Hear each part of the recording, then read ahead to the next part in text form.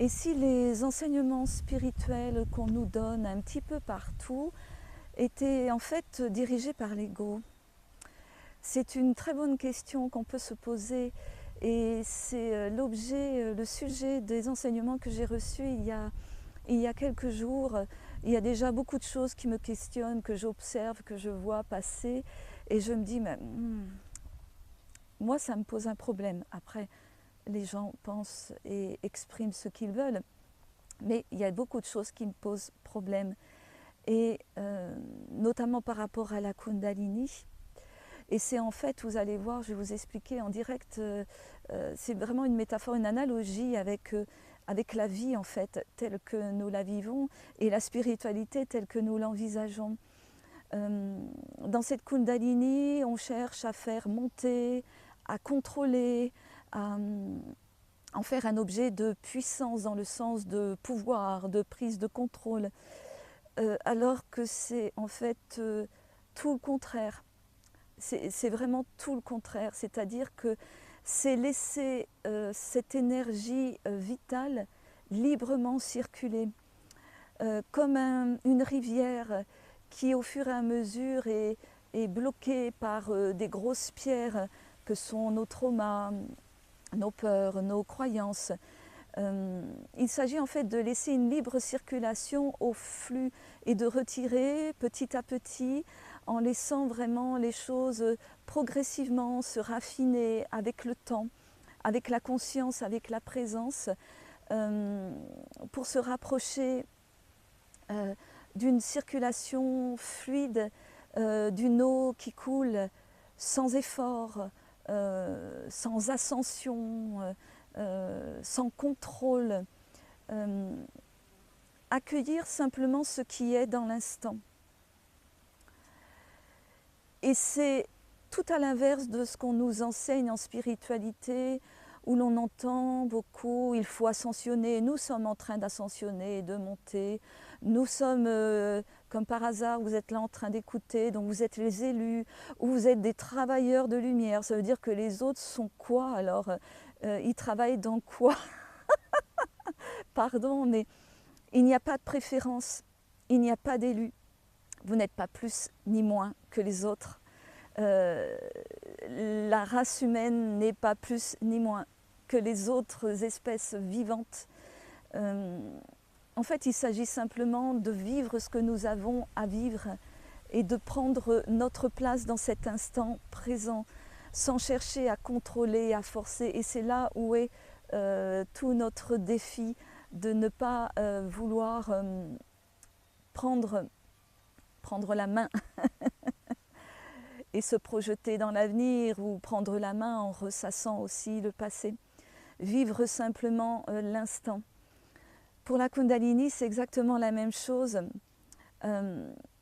Cette Kundalini, elle est nourrie par le feu de la terre, elle est dans notre bassin, elle va remonter et en même temps, elle est double, c'est-à-dire que ça n'est pas que ce serpent qui remonte le long de la colonne vertébrale, c'est aussi l'énergie du crâne, des derniers chakras, avec l'eau qui viennent se rencontrer. En fait, c'est une rencontre, la Kundalini. Ça n'est pas qu'un feu explosif qui monte, sinon il crée des désordres. Et c'est là où toutes ces méthodes que l'on peut voir, où on parle beaucoup de sorties de corps, d'effets extraordinaires, on voit des corps qui gesticulent dans tous les sens. Il peut y avoir ces mouvements, mais ça n'est pas un but en soi. L'explosion n'est pas un but en soi. Le but en soi, entre guillemets, c'est simplement de vivre chaque instant les uns après les autres. Donc en fait, c'est la réunion du feu, de l'eau et du feu qui crée une vapeur. En fait, c'est la vapeur. Et c'est ce mouvement qui n'est pas rectiligne et remontant, mais c'est ce mouvement qui en fait est une ellipse et circulaire. Et ça, c'est l'énergie de la vie. C'est se reconnecter à l'énergie de la vie. C'est respirer avec la Terre, qui, les scientifiques ont mesuré, elle a des pulsations toutes les 26 secondes. C'est respirer avec le cosmos, inspirer, expirer avec le cosmos. C'est être rivière qui coule, c'est avoir des pensées comme cette eau fluide qui passe entre les pierres. Et c'est vivre dans l'instant en étant conscient, en étant présent de ce que l'on vit. Et cette Kundalini, c'est la réunion de ces deux énergies qui crée ce mouvement. Et en fait, il s'agit simplement de retrouver ce mouvement qui est en fait déjà là. Nous sommes dans une société où on essaie de recontrôler notre respiration, comme si notre corps ne savait pas respirer.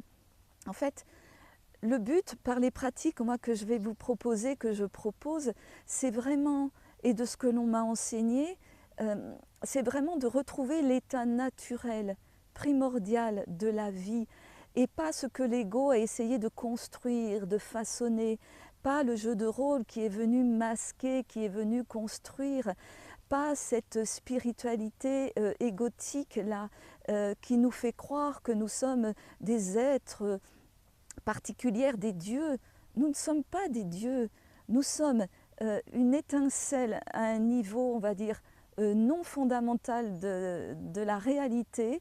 Nous sommes l'étincelle de la source. Alors oui, nous sommes la source, mais pas Sophie, elle n'est pas la source. Sophie, elle est une vague perception bien floutée de la source et non fondamentale de la réalité. Mais c'est quand même nous. Et ça, il ne faut pas l'oublier. C'est important. Donc de revenir en soi.